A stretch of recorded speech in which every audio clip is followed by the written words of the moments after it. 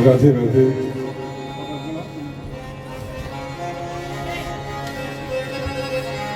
Hello, Radhe Radhe.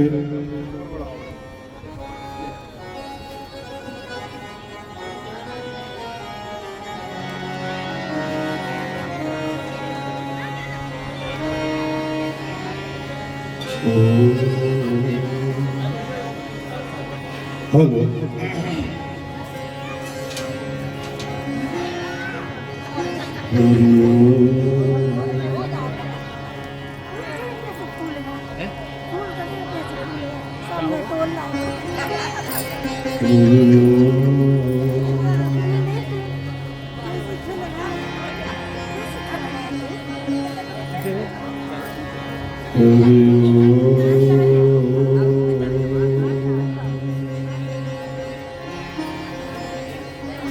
Shri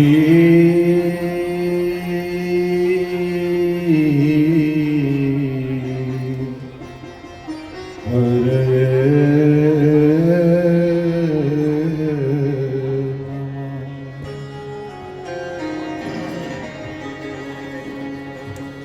Shri गणेशाय नमः। श्री सरस्वती देवीभ्यो नमः। परम गुरु चरणारविंदाय नमो नमः।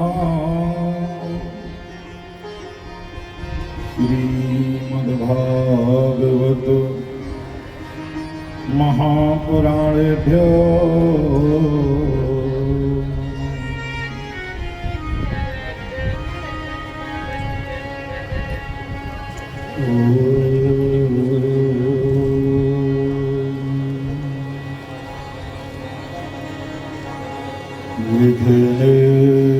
विघ्नेश्वराय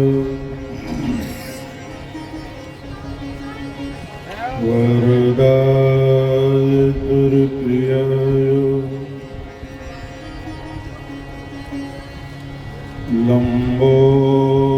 लंबोदराय सकलाय जगद्गुरुवे नागाननाय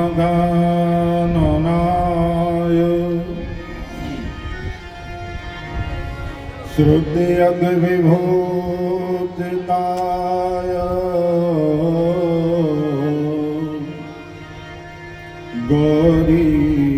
गौरीसुताय गणनाथ नमो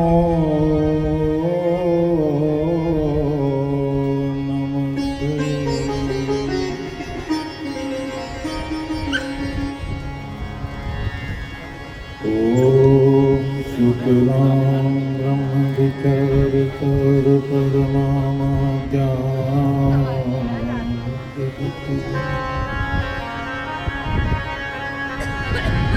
वीणा पुस्तकधारिणी में भयदां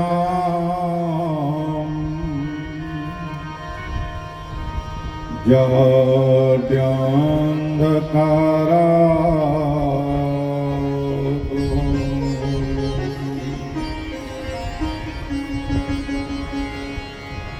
अखंड मंडलाकार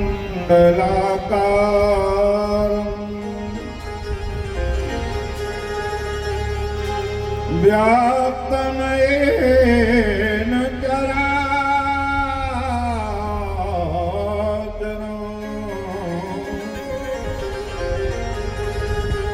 तत्पदं दर्शितं येन तस्मै श्री गुरवे नमः।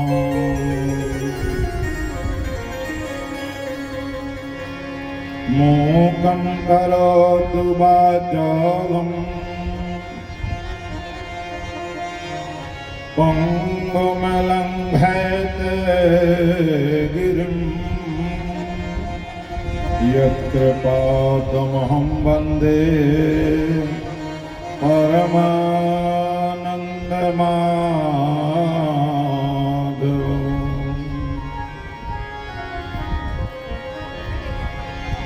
नारायणं नमस्कृत्यं नरं चैव नरोत्तमं देवीं सरस्वतीं व्यासं ततो जयमुदीरये।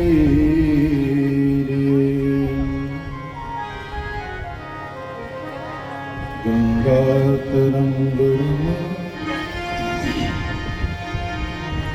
जटाकलापं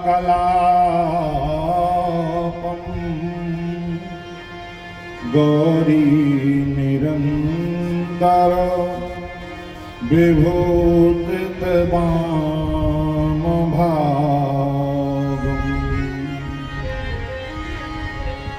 नारायण प्रियमनंग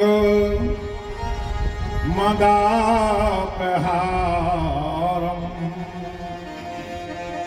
वाराणसीपुरपतिं भजे विश्वनाथम्।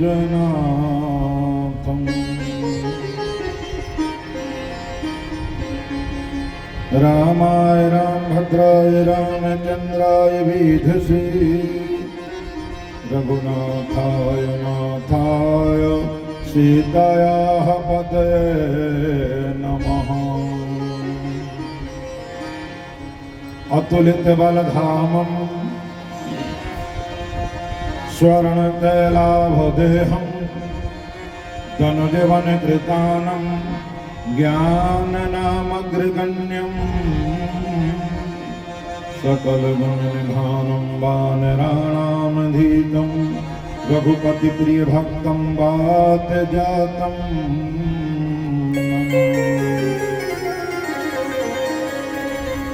या देवी सर्वभूतेषु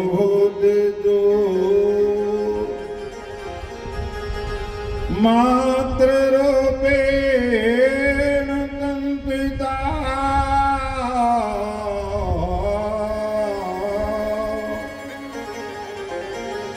नमस्तस्यै नमस्तस्यै नमस्तस्यै नमो नमः।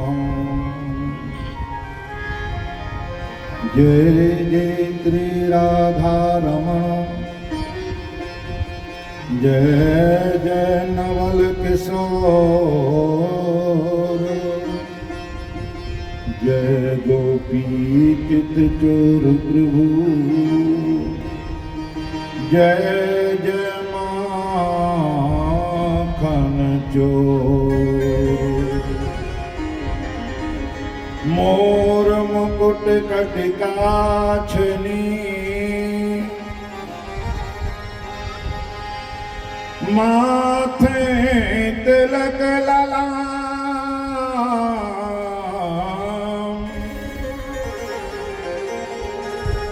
पीतांबर धारे तुम्हें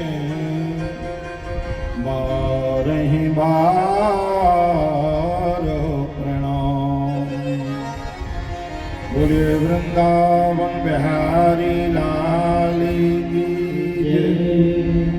शंकर भगवान की रामचंद्र भगवान की श्रीमद्भागवत महापुराण की।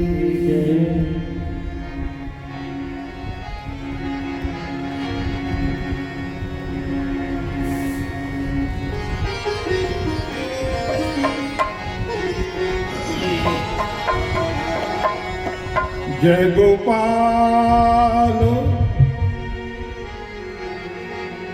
जय गोपाल राधे कृष्ण गोविंद गोविंद जय गोपाल राधे कृष्ण गोविंद गोविंद जय गोपाल राधे कृष्ण गोविंद गोविंद गोपाल राधे कृष्ण गोविंद गोविंद जय गोपाल राधे कृष्ण गोविंद गोविंद गोपाल राधे कृष्ण गोविंद गोविंद राधे गोविंद गोविंद कृष्ण गोविंद गोविंद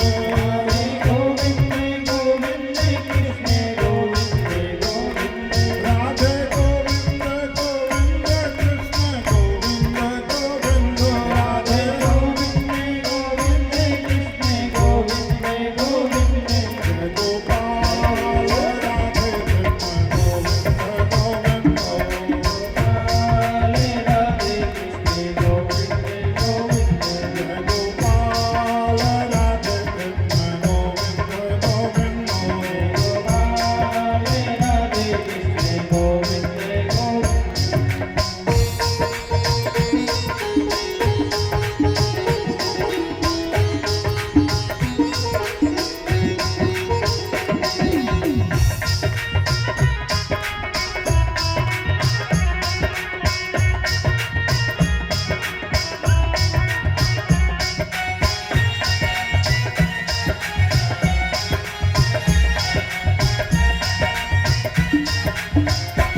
जय गोपाल राधे कृष्ण गोविंद गोविंद काले राधे कृष्ण गोविंद गोविंद जय गोपाल राधे कृष्ण गोविंद गोविंद काले राधे कृष्ण गोविंद गोविंद राधे गोविंद गोविंद कृष्ण गोविंद गोविंद राधे गोविंद गोविंद कृष्ण गोविंद गोविंद राधे गोविंद गोविंद कृष्ण गोविंद गोविंद गोविंद गोविंद कृष्ण गोविंद गोविंद जय गोपाल राधे गोविंद गोविंद काले राधे कृष्ण गोविंद गोविंद जय गोपाल राधे कृष्ण गोविंद गोविंद काले राधे कृष्ण गोविंद गोविंद जय गोपाल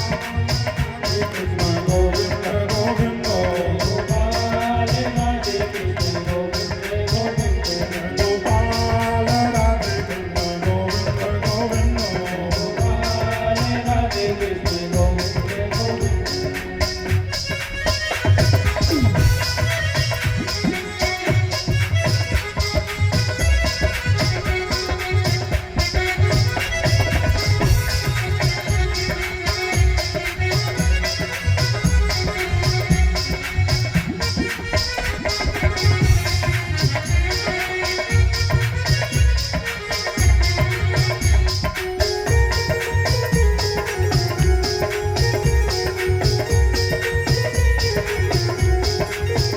जय गोपाल राधे कृष्ण गोविंद गोविंद काले राधे कृष्ण गोविंद गोविंद जय गोपाल राधे कृष्ण गोविंद गोविंद काले राधे कृष्ण गोविंद गोविंद राधे गोपाल राधे कृष्ण गोविंद गोविंद काले राधे कृष्ण गोविंद गोविंद राधे गोविंद गोविंद कृष्ण गोविंद गोविंद राधे गोविंद गोविंद कृष्ण गोविंद गोविंद राधे गोविंद गोविंद कृष्ण गोविंद गोविंद राधे गोविंद गोविंद कृष्ण गोविंद गोविंद गोपाल राधे कृष्ण गोविंद गोविंद काले राधे कृष्ण गोविंद गोविंद गोपाल राधे कृष्ण गोविंद गोविंद काले राधे कृष्ण गोविंद गोविंद गोपाल राधे कृष्ण गोविंद गोविंद काले राधे कृष्ण गोविंद गोविंद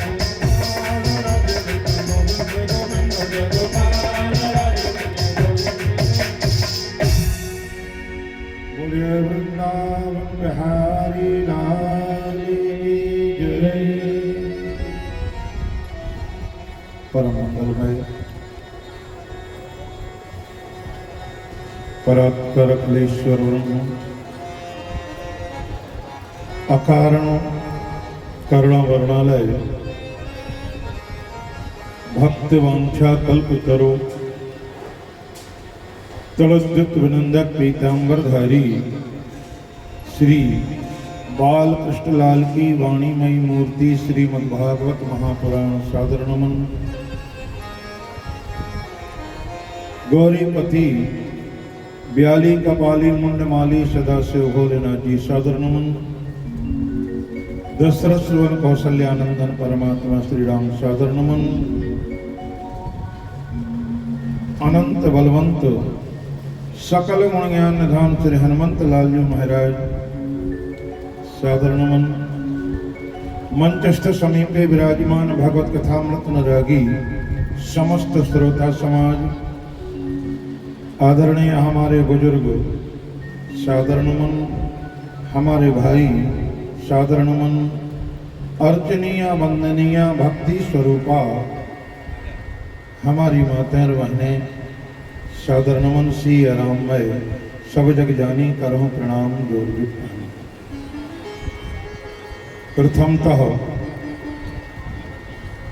इस व्यासपीठ से समस्त ब्राह्मणों के चरणों में अपना साष्टांग दंडवत प्रणाम करता हूं। विषय श्रीमद्भागवत महापुराण का है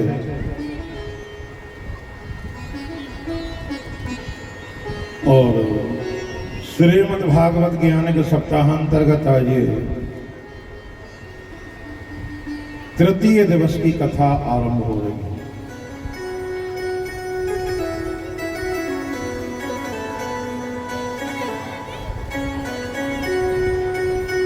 महाराज परीक्षित के लिए 7 दिन में मरने का श्राप लगा। सोने में कलयुग का वास था और सोने का मुकुट इन्होंने जैसे ही अपने मस्तक पर रखा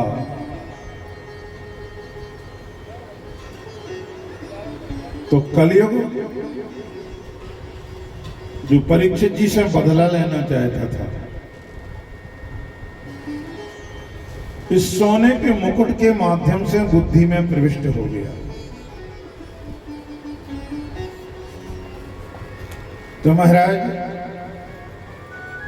क्या पांडवों के पास में अन्याय, अनीति, अधर्म, अत्याचार, दुराचार का सोना था? कलयुग मिला था परीक्षित जी के लिए और एक स्थान बताया था कि अन्याय और अनीति से कमाए गए सोने में तेरा वास होगा।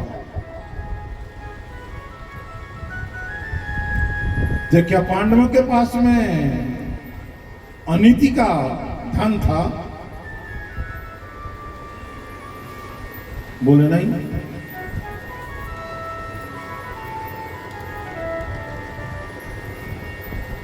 पांडवों के पास में अन्याय का, अनीति का, अत्याचार का, दुराचार का धन थोड़ी था। फिर ये मुकुट जरासंध का था। भीम ने जब जरासंध के लिए मारा, राज मुकुट छीना, ला करके खजाने में रख दिया। जरासंध के बेटा का नाम था सहदेव। वो आया, उसने अपना खानदानी राज मुकुट मांगा पर भीम ने नहीं दिया और वो खजाने में पड़ा रहा। और आज परीक्षित जी के विनाश का कारण बन गया। निवेदन केवल भागवत की कथा कहती है, अन्याय और अनीति का धन अगर धोखे से भी हमारे घर में आ जाए, हम अन्याय नहीं कर रहे, हम अनीति, अत्याचार, दुराचार नहीं कर रहे, पर अगर धोखा में भी अन्याय का, अनीति का, अत्याचार का, दुराचार का पैसा हमारे बिना जाने घर में अगर आ जाए तो वो भी हमारे विनाश का कारण बनेगा।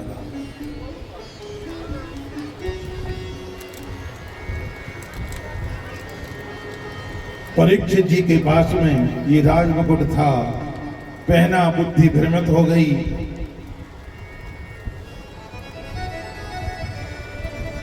एक ऋषि का अपमान किया। जिन ऋषियों, मुनियों, महात्माओं की सेवा करनी चाहिए थी, उनके गले में मरा हुआ सांप लपेटा तो श्राप मिल गया। जैसे अपने घर में वापस आए,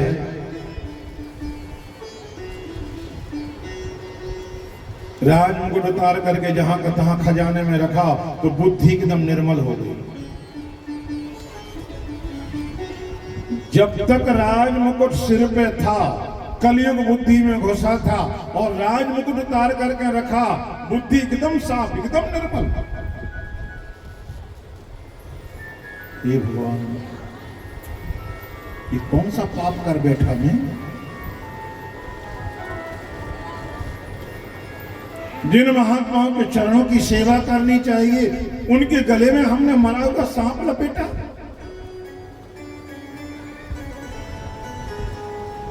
जिन महात्माओं के लिए हमें ठंडा जल पिलाना चाहिए, उनसे पानी हमने मांगा।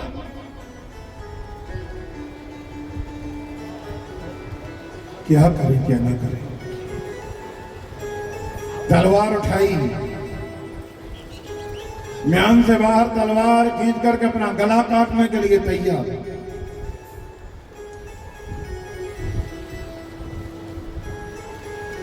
इन हाथों से मरा हुआ सांप मैंने समीक ऋषि के गले में लपेटा, दोनों हाथ काट डालूंगा। बस इतने में समीक ऋषि के दो शिष्य आ गए। खबर मिली, महाराज ने तुरंत बुलाया। दोनों शिष्यों ने कहा, समीक ऋषि के दोनों शिष्यों ने कहा, महाराज गुरुदेव ने आपके लिए आगाही किया है, उनके बेटा श्रृंगी ऋषि ने आपके लिए श्राप दिया है कि आपकी 7 दिन में मौत हो जाएगी।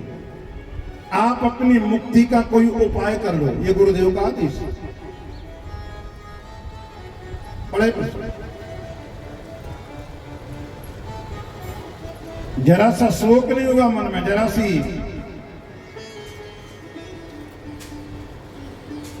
गुस्सा भी नहीं आई, भारी प्रसन्न, मनोदास नहीं होगा। प्रजा प्रवासियों के लिए बुलाया, महारानी जी के लिए बुलाया, बेटों के लिए बुलाया, मंत्रियों महामंत्रियों के लिए बुलाया। सबके सामने खड़े हैं, भारी प्रसन्न है। महारानी जी पूछ रही है, प्राणनाथ बात क्या है? आपकी प्रसन्नता का कारण? बोले बता दे। सब लोग जवा गए, सबके सामने हाथ जोड़ करके खड़े हो गए, और सबके सामने हाथ जोड़ करके खड़े हो गए, अपना पाप कबूल कर लिया।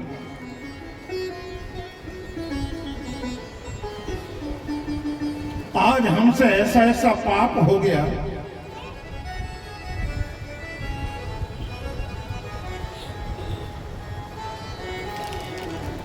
और हमें 7 दिन में मरने का श्राप मिला है।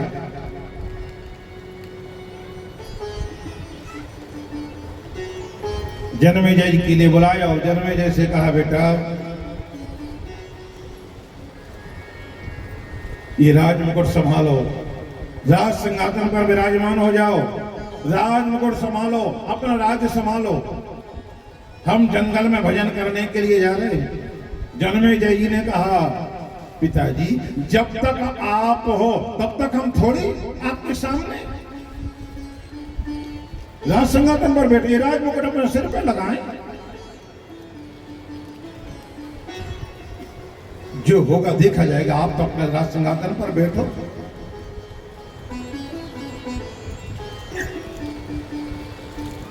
महाराज परीक्षित जी की आत्मा पुकार पुकार करके कहने लगी, राजन इनके आंसुओं में नहीं फंस जाना। अगर इनके आंसुओं में फंस गए, एक बार फंसोगे जीवन भर फंसे रहोगे। ये तो माया के आंसू हैं।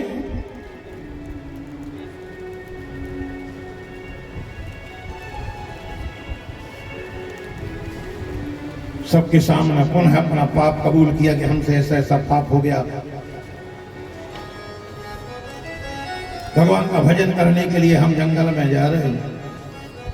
जीवन में अगर कोई पाप बन जाए, सबके सामने पाप कबूल कर लेना, और पुण्य बन जाए तो छुपा करके रख लेना।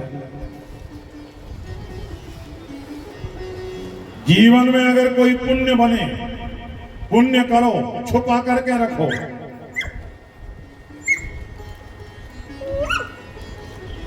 और अगर कोई पाप बन जाए तो सबके सामने उजागर कर दो। अगर हमने किसी के सामने अपने पुण्यों का बखान किया तो हमारे पुण्य जल करके राख का ढेर बन जाएंगे। अपने मुंह से अपने पुण्यों का बखान करने से हमारे पुण्यों का विनाश हो जाता है। प्रमाण श्रीमद् भागवत महापुराण में महाराज ययाति की कथा आई।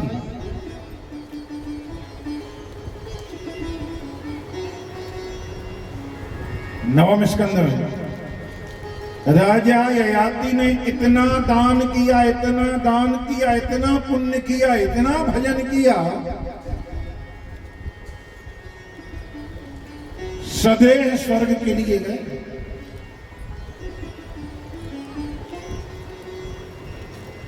आधे इंद्रासन के अधिकारी, आधे इंद्रासन पर बैठे इंद्रदेव, आधे पे बैठे महाराज ययाति। इंद्र को ये बात अच्छी नहीं लगी, थोड़े उदास हो गए। बृहस्पति जी के पास में पहुंचे, चरणों में प्रणाम किया, बोले गुरुदेव मृत्यु लोक का एक कीड़ा आधे इंद्रासन पर बैठे। बृहस्पति जी ने कहा उसे हम मना थोड़ी कर सकते। बोले क्यों? उसने दान इतना किया है, उसके पुण्य कर्म इतने हैं, उसने भजन इतना किया है, वो आपके आधे इंद्रासन का अधिकारी है। गुरुदेव कोई उपाय नहीं है उसे भगाने का? उपाय है क्या?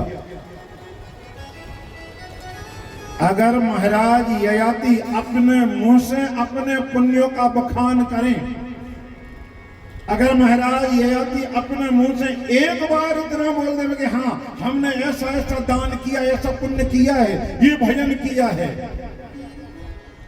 तो उनके पुण्य जल करके राख का ढेर हो जाएंगे। फिर हम लोग उनसे नीचे पटक देंगे। जाओ उनके सामने जाकर के उनके पुण्यों का बखान करना। इंद्रदेव आ गए। इंद्रदेव ने हाथ जोड़ करके प्रणाम किया। महाराज आपके जैसा दान करने वाला, आपके जैसा पुण्य करने वाला, आप जैसा भजन करने वाला मृत्यु लोक में कोई दूसरा हुआ ही नहीं। ये यात्री जानते थे ये बात कि अगर धोखा में भी एक बार मेरे मुंह से जरा सी ये बात निकल जाए कि हाँ मैंने ये पुण्य किया है, गड़बड़ हो जाएगा। कुछ नहीं कहा, सुन लिया। एक दिन कहा, 2 दिन कहा, 3 दिन कहा, 4 दिन कहा, 5 दिन, 6 दिन, 7 दिन, 15 दिन, महीना भर, 2 महीना, वर्षों बेवजह इंद्रदेव सवेरे सवेरे राजा ययाति की बेवजह प्रशंसा करने में लग जाते और वर्षों तक करते रहे। एक दिन भूल हो गई। राजा ययाति चूंकि सावधान थे, जानते थे बात, पर एक दिन भूल हो गई, असावधानी बस। महाराज ययाति के मुंह से निकल गया कि हाँ इंद्रदेव मैंने मृत्यु लोक में ऐसा ऐसा दान पुण्य किया है। जैसे ही इतना शब्द मुंह से निकला, इनके जितने पुण्य थे सबके सब पुण्य जल करके राख का ढेर हो गया। राजा ययाति पुण्यहीन हो गए। सब देवता एकत्रित हुए। देवताओं ने इंद्रासन से नीचे उतार करके सिर के बल पर नीचे जमीन पर पटकाई, ऊपर की तरफ पांव, नीचे की तरफ सिर पटक दिया। राजा ययाति चिल्लाने लगे, बचाओ बचाओ बचाओ बचाओ, कोई है? अरे बचाओ बचाओ बचाओ बचाओ।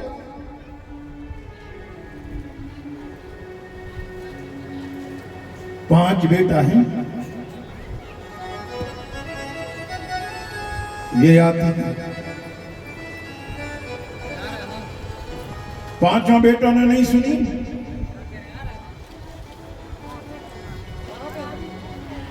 पांच महारथी बेटा हैं। राजा ययाति चिल्ला रहे हैं, बचाओ बचाओ बचाओ बचाओ बचाओ बचाओ। किसी ने आवाज नहीं सुनी। एक कन्या भई थी, एक बिटिया भई थी, नाम था माधवी। राजा ययाति की बिटिया माधवी ने आवाज सुन ली। माधवी के कानों में जब आवाज पड़ी, कौन? पिताजी आप? मेरे पिता की आवाज है ये। बाहर निकले आई तुरंत। माधवी जैसे बाहर आई, आकाश से आवाज आई, बचाओ बचाओ बचाओ बचाओ। माधवी ने पहचान ली, ये तो मेरे पिताजी की आवाज है।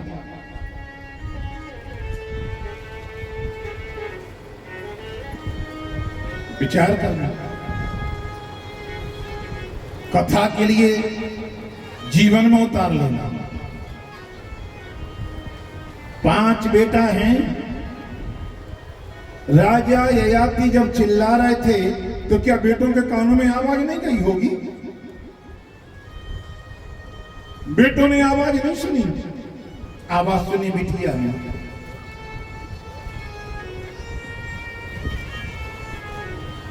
और अपन और मरे जा रहे कि हमारे तो बेटा हो जाए, बेटा हो जाए, बेटा हो जाए, बेटा हो जाए।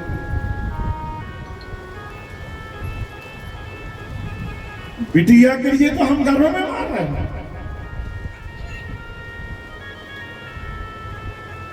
बिटिया का तो जन्म ही ना हो पाए। अगर पता चल जाए ना,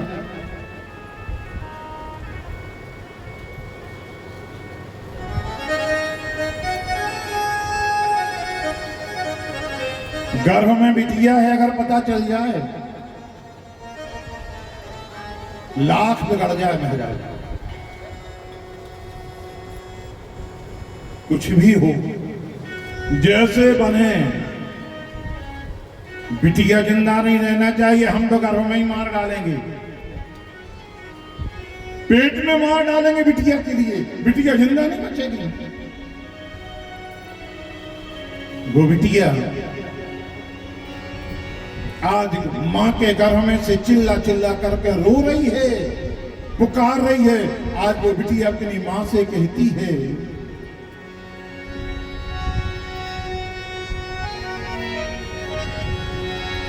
बिटिया ये कह रही है गर्भ में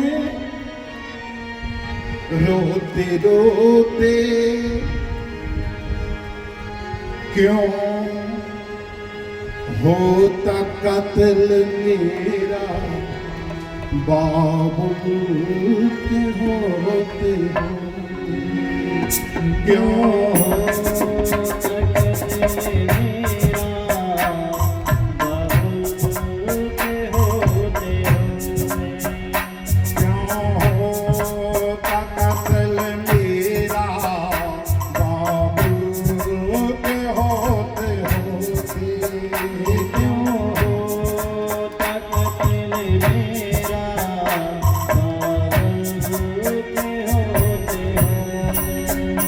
बिटिया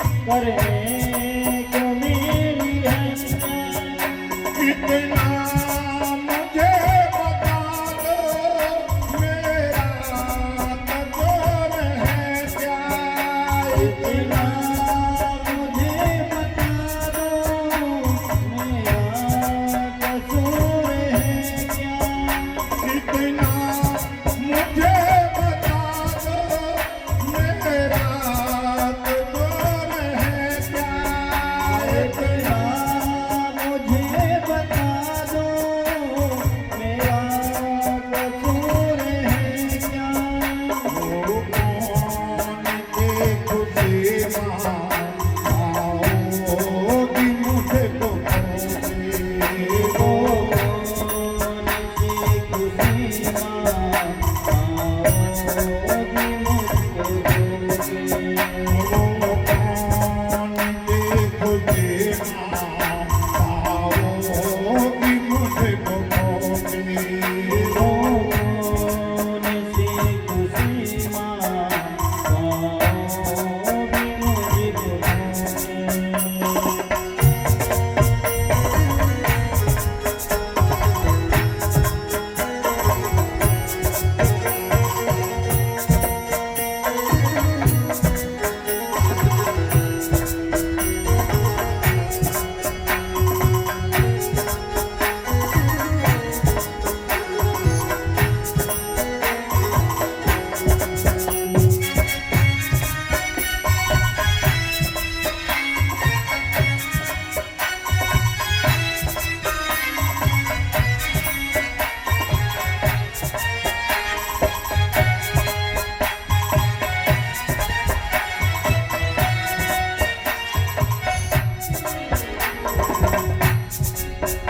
क्यों होता कत्ल मेरा बाबुल के होते होते क्यों हो मेरा बाबुल के होते होते सेवा में माम कभी की तन मन करूंगी अर्पण सेवा मैं सबकी तन मन करूँगी अर्पण सेवा में माम कभी की तन मन करूंगी अर्पण सेवा मैं सबकी तन मन करूँगी अर्पण रह लूंगी माँ मैं अपने भैया की खाक जूठन रह लूँगी माँ मैं अपने भैया की खाक जूठन दर्शन को तेरे माता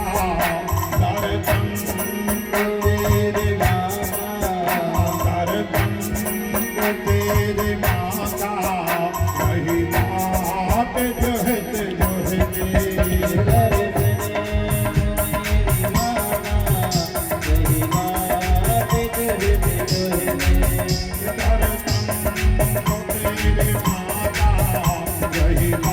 बात जो है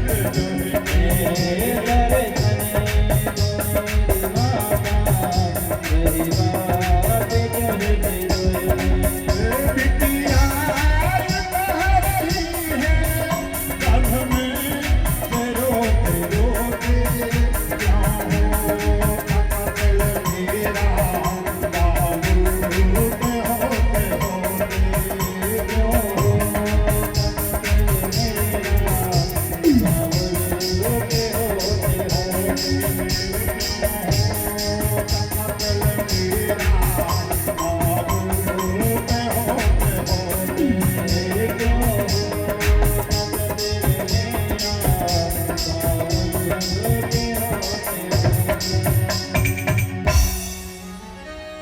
आज बिटिया के लिए हम गर्भ में मार रहे हैं।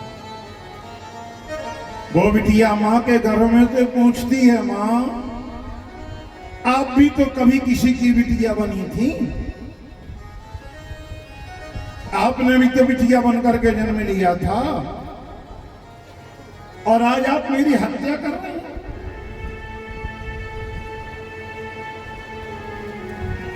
दुनिया की ऐसी कौन सी खुशी है माँ जो तुम्हें मुझे मारने के बाद में मिल जाएगी?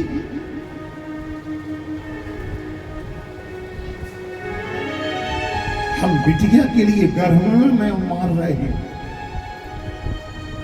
किसी से पूछो भैया क्या करो, चाहते क्यों हो बेटा? बिटिया नहीं चाहिए, बेटा चाहिए, बेटा हो जाए, बेटा हो जाए। किसी से पूछो बेटा हो जाएगा क्या करो, क्या मिलेगा तुम्हें? बोले बेटा होगा, हमारा तर्पण करेगा, हमारा उद्धार हो जाएगा, हमारा पिंडदान करेगा।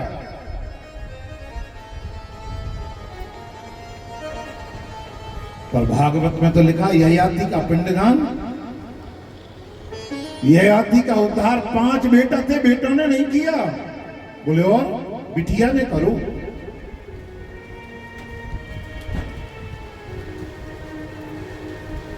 बेटा तो घर में मुंह छुपा करके बैठे रहे, 5 के 5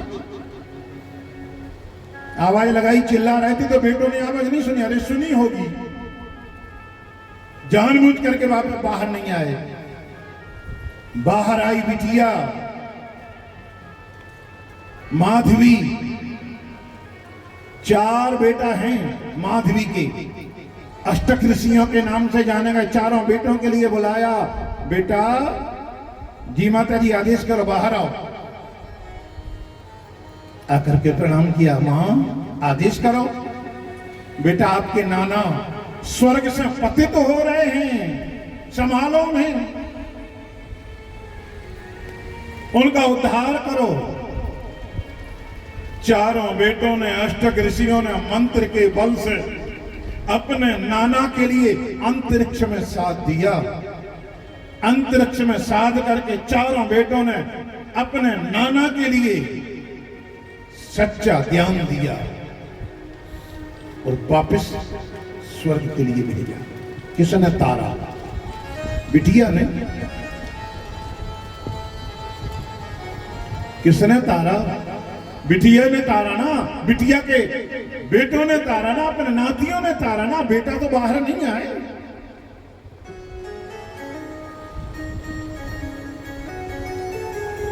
भूल में नहीं रहना।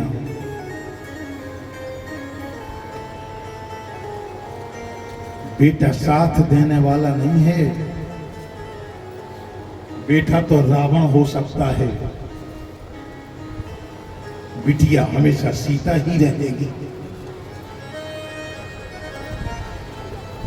और एक बाप बिटिया के ऊपर जितना प्रेम करता है ना,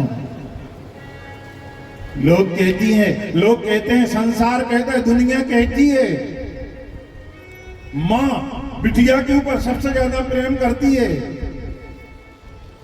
मां से मायका है। पर एक निवेदन करें, जितना प्यार बाप अपनी बिटिया से करता है, जितना प्यार एक बिटिया अपने बाप के ऊपर करती है, उतना बेटा कर ही नहीं सकता।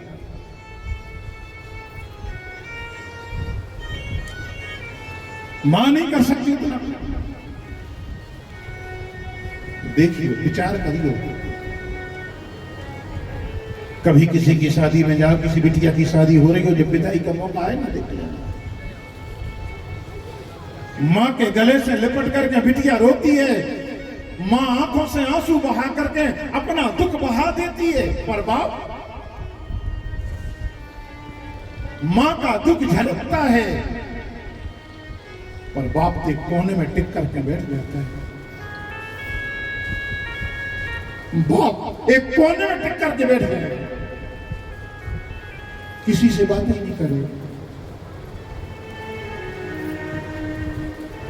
अगर कोई आ गया, बाप हाथ जोड़ करके मौन रह करके कह देगा, भैया अभी हम कुछ नहीं कर सकते, कल आना, थोड़ी देर बाद आना। जब तक बिटिया घर में है, आपके लिए पानी मांगना नहीं पड़ेगा। आप कहीं से बाहर से आए, आपके कदमों की आहट अगर बिटिया ने सुन ली, भोजन करने के लिए बैठी है, पानी मांगना नहीं पड़ेगा, भोजन की थाली खिसका करके हाथ में गिलास, ठंडे गिलास का, ठंडे पानी का गिलास लेकर के दौड़ करके आ जाएगी। पापा, पिताजी जल्दी। और जिस दिन बिटिया चली जाएगी, बेटों की तो छोड़ो, बहुओं की तो छोड़ो, बेटा बहुएं तो पानी देने के लिए आए ना आए ये तो एक अलग बात।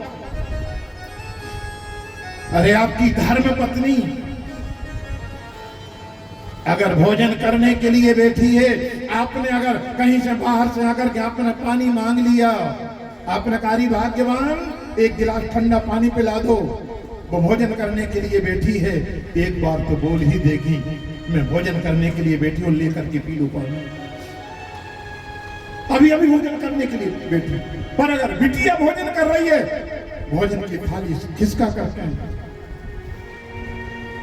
सामने है। जब तक बिटिया घर में है, आपका पानी मांगना नहीं पड़ेगा, बिस्तर लगाना नहीं पड़ेगा। आपके चेहरे पर जरा सी उदासी देखेगी बिटिया, पूछ लेगी पिताजी क्या बात है, आपका मन उदास है, कोई काम बिगड़ गया? मैं हूं ना पिताजी, मुझे बताओ।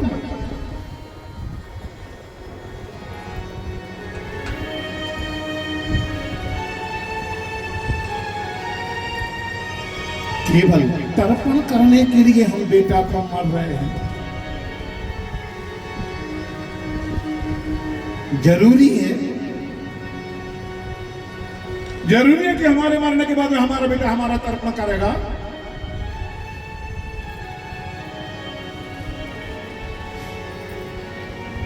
पर बिटिया की गारंटी है,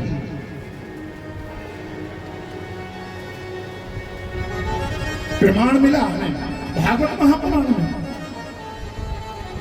राजा ययाति का तर्पण, राजा ययाति का उद्धार 5 बेटों ने नहीं किया, बिटिया ने किया। अपने बेटों को बुलाया और माधवी के बेटों ने अपने नाना का तर्पण किया, अपने नाना का उद्धार किया, वापस स्वर्ग के लिए भेजा।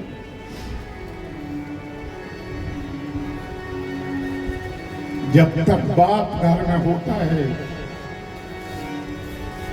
बिटिया अधिकार के साथ में मायके में आती है।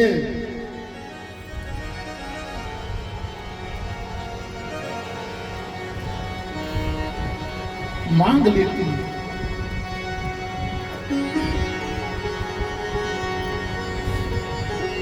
और जिस दिन बाप नहीं रहा, जिस दिन बाप का साया सिर से उठ गया, उस दिन बिटिया छाती पीट पीट करके रोते रोते मायके में जाती है। घर की देहरी से, चौखट से सिर मार करके रोती है। आज तक इस देहरी के भीतर अधिकार के साथ में आती थी।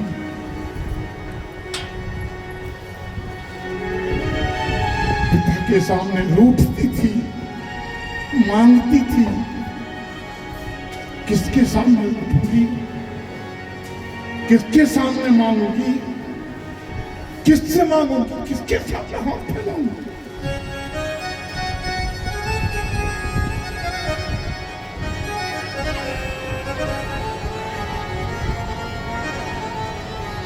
दो कुलों का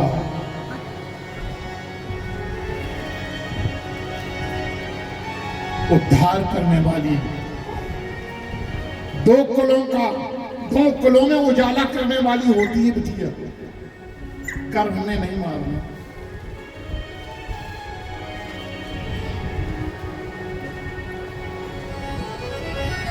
उद्धार करने वाली बिटिया ही होती है। राजा ययाति के लिए स्वर्ग से फटका माधवी ने अपने बेटों के लिए अष्टक ऋषि के लिए, अष्टक ऋषियों के लिए बुलाया। चारों ने उद्धार कर दिया। कथा सुनो, फिर कथा के लिए गुनो और कथा के लिए जीवन में उतारो। हमारे जीवन का कल्याण हो जाएगा।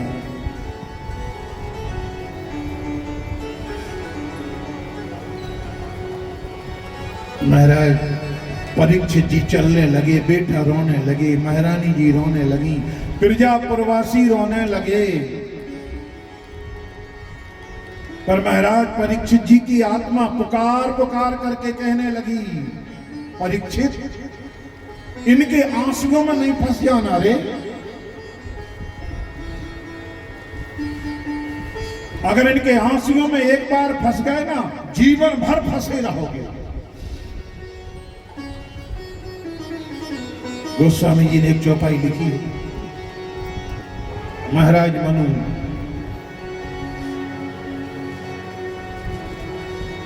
विचार करने लगे, आज होए न विषय विराग। आज महाराज मनु ने विचार किया, होए न विषय विराग, भवन बसत भा चौथपन, हृदय बहुत दुख लाग, जन्म गयो हरि भगति बिनु। भगवान के भजन के बिना पूरा जीवन निकल गया, बुढ़ापा आ गया, विषयों से वैराग्य नहीं हुआ। आज तक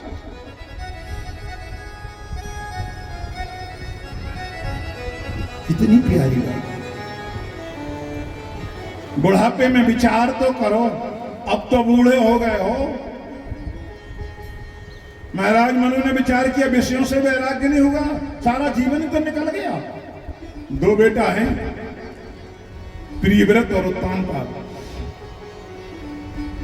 प्रियव्रत का वैराग्य हो गया,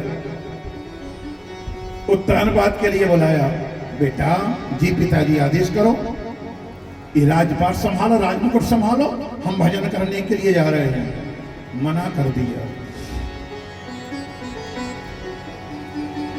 उत्तानपाद जी ने मना कर दिया। उत्तानपाद ने कहा, पिताजी हम ये अभी नहीं संभाल सकते।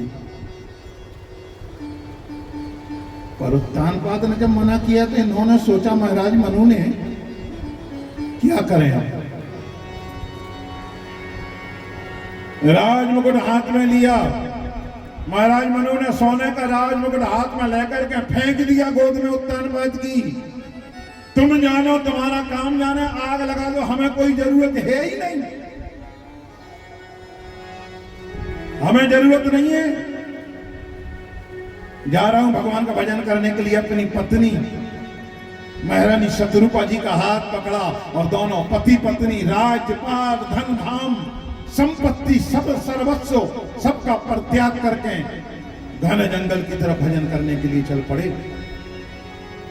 गोस्वामी जी ने बड़ी प्यारी चौपाई लिखी, बरबस राज सुतहिन पदीन्हा, बरबस राज सुतहिन पदीन्हा, नारी समेत गवन बन की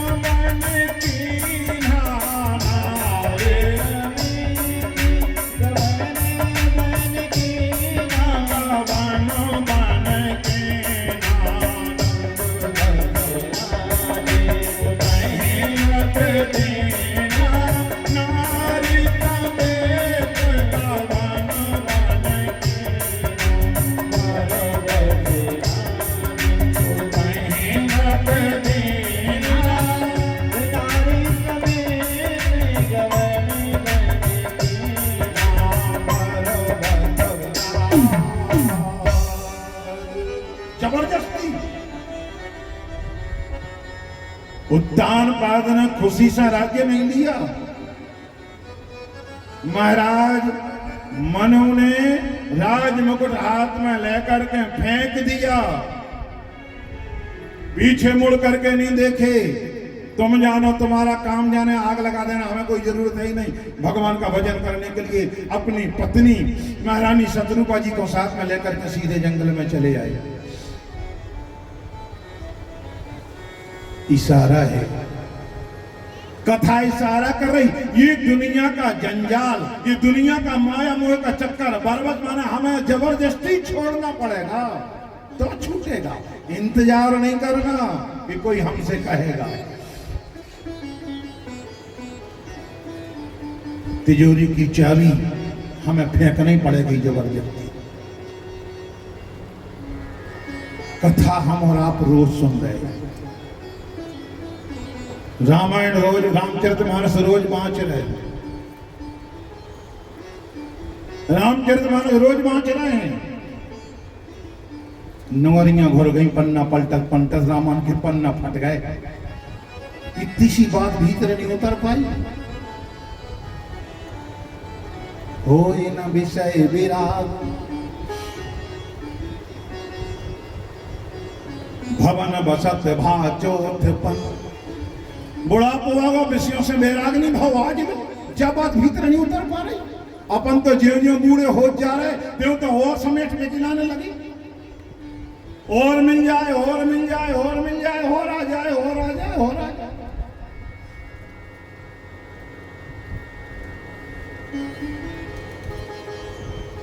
निवेदन हम बार बार यही करते हैं, कथा सुनो, गुनो, जीवन में उतारो। एक जगह कथा करने के लिए गए,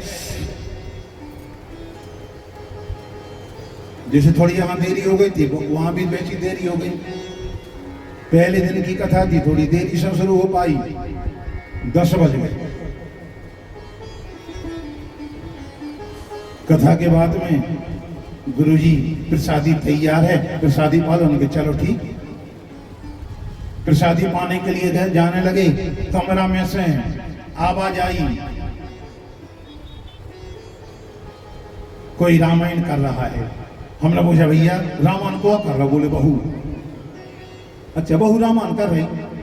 हाँ। उनकी तना रामायण सुन लें दे, भोजन बाद में कर लें।